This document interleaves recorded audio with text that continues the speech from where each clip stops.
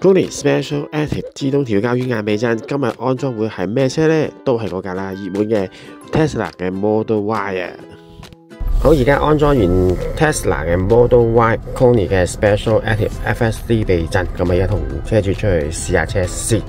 而家我哋試下 Kony 嘅裝咗呢套避震機 FSD Special Active， 咁啊行凹凸路啦，同埋轉彎，睇下個效果會唔會個操控性會改善到。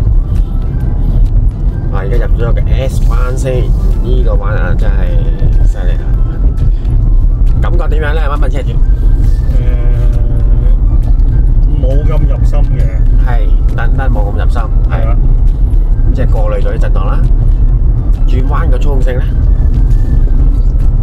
好似架車扯實咗啲，係冇咁側，係因為直上。咁啊一路直上就可以試埋啲碎震嘅路，行好多凹凹凸凸嘅碎震嘅路。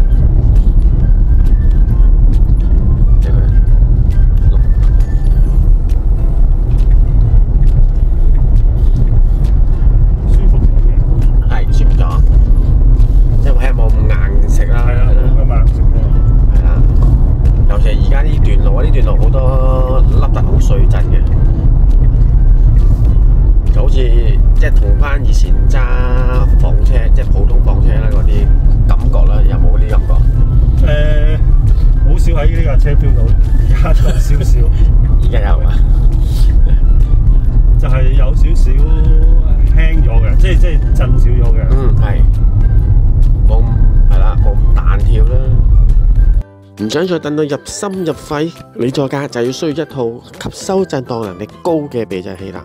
Kony Special Active FSD 就啱晒啦，有好多車主已經享受緊啦。歡迎查詢去 WhatsApp 我哋63409933，亞洲汽車材料有限公司。